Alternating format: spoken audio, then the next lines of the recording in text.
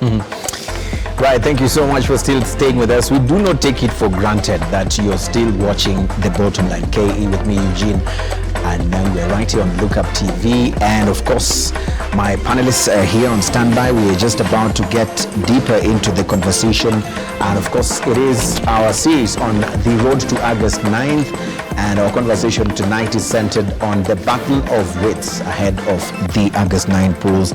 Right here with us on set is none other than Ruth Ambogo, Governance and Policy Analyst. Thank you so much for joining us on the program. Should I add the affiliation? It will just come out automatically. Yes, automatically. You know, this is the season where people say you have to declare. Well, right. Of course, also with us is none other than Frederick Okango. Frederick Okango, last time you seated here, we were talking a very different conversation. It was not hustler, it was actually stragglers movement. I think in the course of the program, we might be able to also see where it comes out. But what we know officially is that you're the Secretary of Political Affairs, KANU, and also the spokesperson for the One Kenya Alliance. That's true. Thank you so much for joining us. Thank you. Lady and gentlemen. Asante. Missing in action is none other Javas Bigambo. We'll definitely introduce them because we invited them, and of course they had promised to come to the program. We are not sure what happened in between. Of course, also Joe Halende, who is also very much aligned to the UDA party, but the show must go on. Yes. The conversation must take place. I want to start first of all with our brother from Oka. I mean, just to speak from a perspective of Oka, there's still a lot of questions. Of course, conversations have been made, or you've appeared in other places to be able to talk about this, but questions still linger. You know, over what happened at the ANC NDC, and the questions included the fact that was it really true that the other Oka principals who actually walked out, that is KANU's chairman Gideon Moi and Kalonzo, who's of Wiper, didn't they know, weren't they aware of what was happening? Because there must have been a lot of planning to invite a deputy president to an event, to a function. It takes preparation, it takes planning, it takes, you know, a lot of conversations and planning in all those areas. You want to tell us that they were not aware of this because we saw them walk out of that function? I want to start from there. Thank you, Eugene. First of all, it was not our meeting. Honorable Musalia Mudavadi is a leader we respect. He's a leader that we expect to say what he means and means what he says. He has been a very strong person as an individual and a cooperating member who sits at the pinnacle of Oka. And to that extent, we do respect him and we appreciate him. However, when you invite guests to your house and serve them food, you don't overstay your visit as a guest. You leave when your time to leave comes. Our time to leave as KANU and Wiper came when we noticed that there were other guests who we don't complement ideologically. And therefore, the only earthquake that we feared was an earthquake of guilt by association. We were not going to allow it. We shall not allow it. We have never allowed it. And you sought higher ground. Number two, Musalia Mudavadi is now parroting on another show, explaining to Kenyans why he has been the weakest link between Sugoi and Mululu. That link has been cut. It was the shortest link ever, and we don't need it. Because for us, we believe that One Kenya Alliance, in the principle therein, believed in the unity of this country, believed in strengthening the vision of this country, believed in providing and securing Kenyans and getting them jobs. One Kenya Alliance is an institution. It is not an individual. It is an organization. It is a political formation that was formed to get power come 9th August 2022, 190-something days ahead. And therefore, we want to wish Omwami the best of luck, because his new partners have assured him of a place in their bottom-up economic model. We are saying, and I want to quote a gentleman I respect very much in this country, former Speaker Kenneth Otiato Marende. He has said, Honorable Musalia Mudavadi is like a suicide bomber who was wired himself and has exploded. Politically, he has committed suicide. And therefore, it is unfortunate. But as his friends, we loved him, but God loved him more. All right, that could be seen as very extreme, comparing him as a suicide bomber. You know, they're not my words. Yeah, of course, but at least it's something that you've quoted. But far from it, I'm going to come to you, Ruth, but let me understand this better, Bwana Okango. Today, Musalia Mudavadi has openly said, in what most are calling spilling of the beans, that Azimio la Umoja is a state project and One Kenya Alliance is the decoy. I mean, what is your take on that? You see, Eugene, I'll be very honest with you. And as a young Kenyan and a young leader who believes that we have got the advantage of age, Musalia Mudavadi cannot tell the people of Kenya today, straight on, that Oka is a decoy and Azimio is a state project. While he was in Oka all along, cooler in fare, enjoying the meals and the benefits that come with it, as a title, as a principle, and the respect that he has been given. And by the way, we still respect him. What we are saying, for us as Oka, One Kenya Alliance formation, we are focused on building the formation, inviting more friends, and as a matter of fact, tomorrow, you will be shocked. There are more that are coming on board. The exit of one individual cannot be the end of an idea. In fact, it is opening the floodgates of many Kenyans. It appears that there are so many people who didn't like his under the table cards. Now they're coming on board. Number two, I don't want to speak about Azimio because Ruth will speak about that. But we know they are worthy competitors and we respect them, and they are potential partners. Just like Kenyans are potential partners. We are saying confidently today that Musalia Mudavadi has exited. He should not expose what is not there, because there was nothing like decoy, there was nothing like Azimio. I know he's talking about Senator Gideon Moi attending Azimio la Umoja on invitation. We invited Musalia Mudavadi on 30th September to attend Kenya African National Union Delegates Conference. We gave him and his other co-principals a list of guests, and he agreed that because this list of guests has his friends and there are people that he has worked with before, and we are all Kenyans, and One Kenya is about one Kenya, the unity, he accepted to come. When he was joining his marriage with the yellow fever chief, he never revealed to us the guest list. Instead, he organized cakes in that wedding, put a big cake at the left corner, a small one at the right corner, and invited us as the guest, only to see a bridegroom that we never knew about. Surprise, surprise. Voila. Here is the yellow fever chief.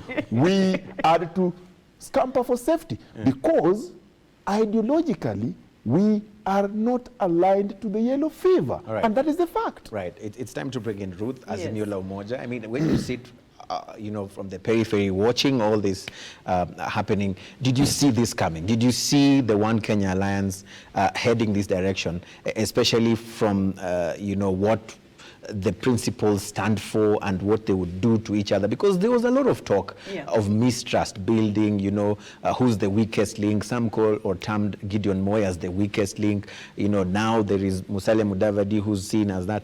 Did you see this coming, sitting back as Azimio la Umoja? Well, to be honest, I'll tell you that personally what happened is what I had predicted, is what I had seen all along.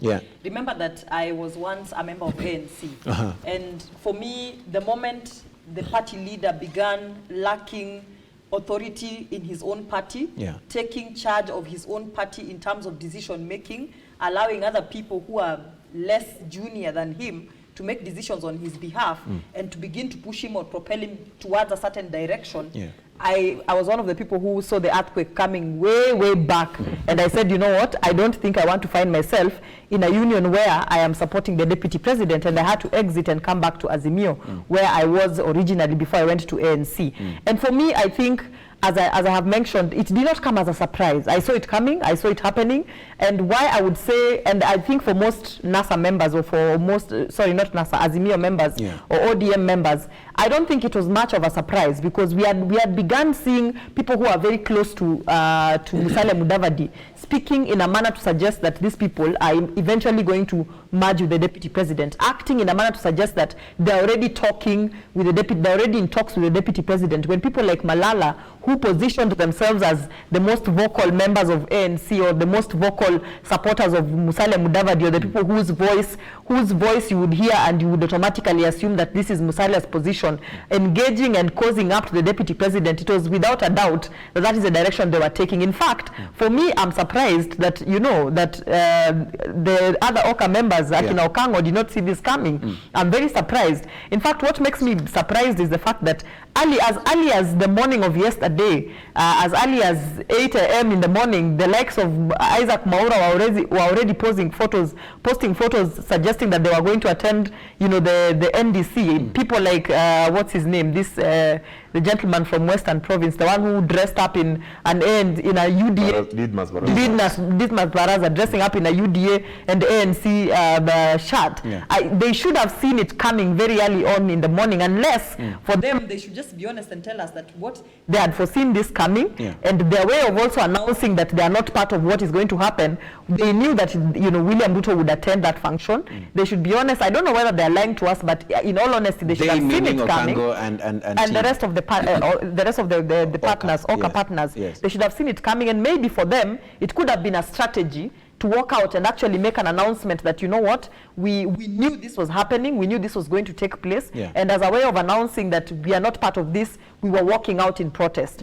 I think it wouldn't have made sense for them to stay away from the meeting. You know, it would not have made sense for them. If they would have stayed away from the meeting, the narrative would have become that they betrayed Musalia Mudavadi. But you see, it made sense for them to attend and then walk out, to show that it is them who have actually been, quote unquote, you would say, betrayed in terms of political betrayal. And for me, the other thing that comes to play here is the whole question of political betrayal. The whole discussion that Musalia Mudavadi tried to center his announcements and what he would term as strong pronouncements around political betrayal. He seems to have played the same card that he keeps complaining about having been handed to him in the past elections. So one would wonder, if you're complaining, your basis for saying that you would not want to engage with Azimio is that Azimio, you are politically betrayed, political mistrust, and you know, deals not going according to what had been agreed on previously in your agreements, in your political agreements. Then you come and hand the same card to your fellow partners. One wonders, you know, isn't it the same monkeys? Is it different forests, or same monkeys, same forest, same monkey, different forests? You know, so Musalia Mudavadi has clearly come out. His true character has come out as a man who is not truly a man who keeps his word. Because also remember, in the past, he has been heard severally talking about how they would not be in a coalition with thieves. And I think that statement is a statement that probably kept the rest of the OCA members in partnership with him, thinking that, you know, we are here together. And to be honest, them remaining in partnership with Musalia Mudavadi for as long as they had been, sort of built Musalia Mudavadi's portfolio, if you ask me. Because if you look at Musalia Mudavadi's political career before yesterday, I don't even know why people are putting so much emphasis on where he is right now politically and trying to make him look like he's such a big political giant, when in reality, before that announcement and before this NDC and the merger with UDA, ANC was literally a dead party. ANC was a dead party relying on a few members of the party to hold rallies here and there. There was literally zero activity, and you'd get to a point where if certain members of the party do not hold activities, then the party is literally dead for a period of 1 month plus, 1.5 months plus, without any activity going on. So there's a lot to unpack. And I think the direction that the other OCA members have taken is wise for them. I mean, if you are not in ideological congruence with particular individuals, you should not be forced in any way to to be in a political marriage with them when you know very well that your ideas do not merge, what you stand for, what you believe in does not confer with what the people that you are now being forced to be in a political marriage with believes in. Because now, what kind of narrative will you be pushing out there? Like right now, I wonder, in fact, there are certain members of ANC that I have always been attending shows with, and they've been bashing the deputy president for years on end, talking about how he's the reason and the cause for the economic downfall that we have as a country. He's part of the problems that the country is facing today. I wonder what kind of narratives they will now be pushing. You know, it's political. Yes. They could still push the same narrative that you're pushing under Azimio la Umoja, because the president and your party leader, Raila Odinga, at one point they were also just calling each other names. Modomogoroki, Muchawi, all those things. But today they are walking hand in hand, they're speaking of the same language. And here you are, today you could say all the beautiful things about the president. They could also just go the same direction. But what, you know, one asks themselves, what is the core principle? What is your core value as a party? What do you strongly believe in?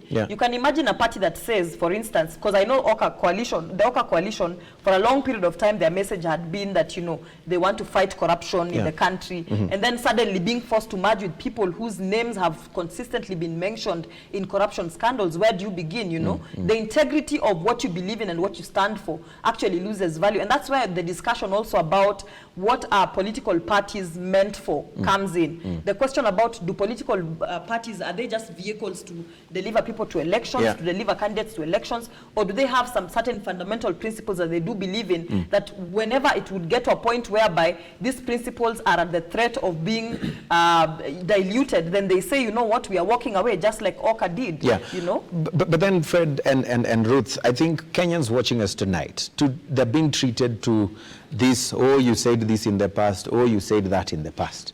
That is what's happening today. People are now pulling receipts. You know, Mudavadi was seen in a presser with a bottle saying, utakunywa yote utamaliza. Here we are today, he's working with him. So, I mean, most Kenyans are saying the politics of this country is never about issues. It's never about principles. It's mostly about survival. And it's all about the battle of wits. Who's going to outwit the other? Who has more interest? And so what Ruth is saying might not hold water when it comes to principles in politics in Kenya. You know, Eugene, while it is true that in politics, there are no permanent friends, no permanent enemies. At the end of the day, Eugene, we are Kenya. That's what we keep saying in Oka. We respect Musalia Mudavadi's decision. We respect him as an individual. And he has that right in the Article 38 of the Constitution of Kenya 2010 to associate politically with whoever he wishes. And we cannot deny him. However, the drafters of the Political Parties Amendment Bill brought in a very good aspect that Ruth has alluded to. What is a political party? The new definition. A political party is a group of citizens with an identifiable ideology. We have an ideology as Oka. Our ideology is based on 3 principles, one of them being integrity, the other one being unity, the other one is strengthening the devolution. When you see a mammoth crowd coming your way and they are infected with yellow fever that kills in millions, and you are seated here in an ideological position that you believe will secure the lives of Kenyans, what do? You scamper. So for us, this name calling is neither here nor there. In any case, we have not called him any names. In fact, we have been congratulating him because he has found a new home. He has found a new partner. That marriage is currently undergoing what is called honeymoon. But I can assure you, honeymoon will end. Then you'll remember that your ex was more sweeter than your, than your current. So, we don't want to go that route. But we believe that in politics, we must also have an ideological position. Kenya African National Union believes in accountability, transparency, and integrity. Some of newfound friends of Musalia do not believe in that. Kenya African National Union and Wiper Democratic Party believe in ensuring that every Kenyan in this country is secure and can afford food.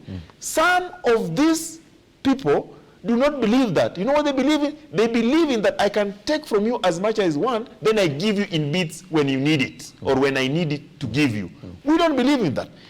Senator Gideon Moi, Honorable Kalonzo Musyoka are people with a track record. They have been tested, they have been tried. Their track record and pedigree speak for itself. You know, we cannot allow our principles to associate with a wind and hurricane that is blowing from western to Sugoi, and that wind has got the infection of yellow fever that kills in millions. We cannot allow that, Eugene. Right. Lastly, we want to put it clear today on the bottom line, Look Up TV, that is watched by millions, that at no given time did we ever disparage, demean, mistreat, or mishandle our friend Musalia Mudavadi. He remains our friend, but for today, tunasema tembea na Yesu. All right, fair enough. But then, so when someone asks, what's the future of Oka? Because at the end of the day, as of that NDC's going by the turn of events, when they spoke of the earthquake, that is what they meant. They said, actually, the earthquake has been felt and it has actually scattered Oka. It has consumed Oka. Bwana Okango, as you speak to us today, what is the next move for Kalonzo Musyoka? What is the next move for Senator Gideon Moi? I'll tell you with all honesty, and Kenyans should listen to this. There was never an earthquake. He promised an earthquake and delivered nothing, not even a tremor. Oka actually delivered soil erosion that was swept away with water, and the ground is today dry. Let me tell you, Oka is strong, formidable, accountable, and raring to go. -2. I can assure, not -2. Yes. -2 plus 8. If you did your elementary mathematics, you can tell me -2 plus 8 is how much? It is even more than the number today. That unveilment will be done maybe tomorrow. But I can tell you, we have realized that the weakest link was the link between Molulu and Sugoi. That link has been broken. As we move forward, we are moving forward a stronger team. And we are telling them that going forward, the people of Kenya have seen. The people of Kenya know what they want. Musalia Mudavadi can do his game. He can associate with the people he associates with. We have no problem. We have no qualms. But we are saying, let's meet at the ballot so that we can see actually who did the people of Kenya feel they are safer in his hands or in our hands. Right. Today, he can say whatever he wants to say. We shall not respond. But the people of Kenya, I have seen memes going round. I have seen people trying to weight lift. I have seen, all manner of memes. You know why? Because people make a mockery of that move.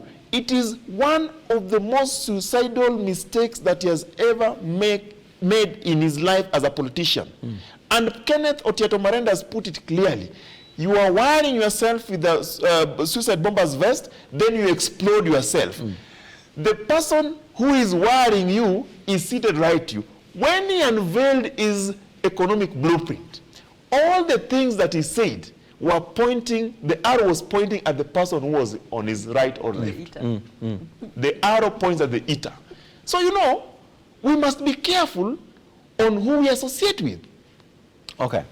I'll bring in Ruth now. Yes. And your party leader, Raila Odinga, the Right Honorable, former Prime Minister, has threatened to abandon his candidature if the people of Nyanza do not turn out to register as voters as per the targets that, the mathematics behind the scenes is concerned to give him that win that he deserves. I want to read your thoughts, especially concerning what Okango says, tukutane kwa debe, then we will be able to know. Looking at the way things are turning out, things are shaping up, we've seen a lot of exchange of the yellow cape, which Okango terms as the yellow fever, and it's happening. We've seen, a majority of Jubilee people moving to UDA. On this particular show, Senator Mutula Kilonzo Jr. did say that in the end, every member of Jubilee will go to UDA.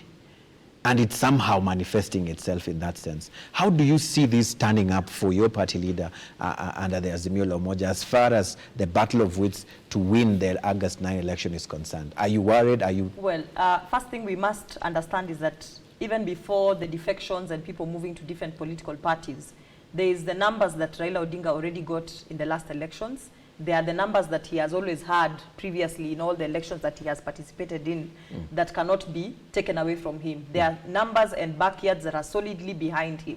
So we cannot start saying that, you know, because the Jubilee members of parliament, some of the Jubilee members of parliament are moving to Tangatanga, that is an indication that Raila Odinga is losing in any way.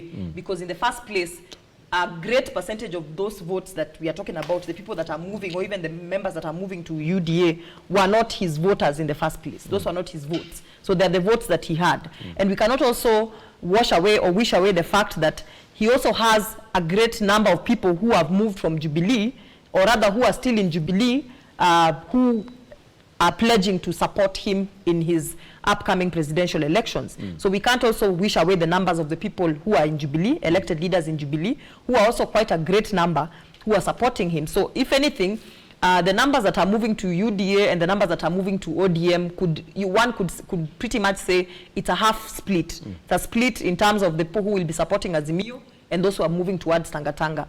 But one thing that I find quite interesting is that some of the people who are claiming that are now moving to Tangatanga are people who have always been allied to Tangatanga. Someone like Jaguar. This is someone who is well known to have been a friend to the Deputy President for a long time. He's been involved in the Deputy President's activities in the recent past. So it's not really an announcement to say that, you know, he's moving to but there are votes that he brought to the Jubilee bag. Yes, the votes that he brought to the bring. Yes, there are votes that he brought to the Jubilee bag which he might still bring to Tangatanga. But also remember, the Kenyan electorate is an electorate that thinks for themselves. And don't forget that it is not that Jaguar is going into that election as he himself as a candidate. There are other candidates who are cropping up who are offering to put up a fight against Jaguar, who equally have, you know, who equally have, probably some of them actually, you might find out as the electioneering period nears that they probably even have more influence than Jaguar himself. So we should not also, we should not also wish away that fact that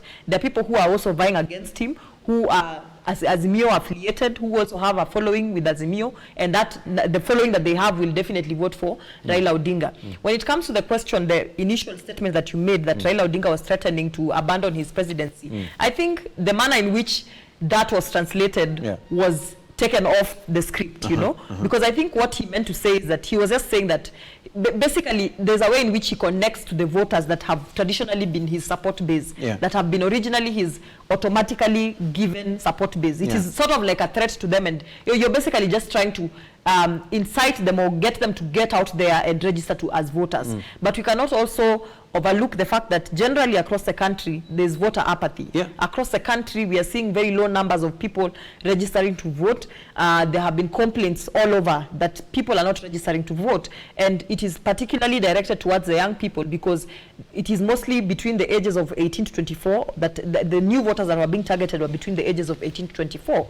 And these are the people who attend the rallies that you see that are thronged by people. The majority of the people who attend these rallies are these people from the young people from the age of 18 to 24. So the concern becomes that, I mean, why would you fill up rally stadiums and political rallies when you're not registering to vote? It's just a mere, it was just a mere light touch threat that you'd say, you know, you people have always rooted for my presidency, but now that it appears that it is here with us and you are not registering to vote, what exactly are you expecting out as an outcome of this particular election? It was just a way, in a light note, to encourage his people to register to vote. Yes. There are people who are saying, Pandits are mentioning, and even the, you know, the competitors who are competing in this election are saying, going by the look of things, the UDA team is sort of putting up a team, the Deputy President is putting up a team that actually those who are competing with him will not even want to compete with him because of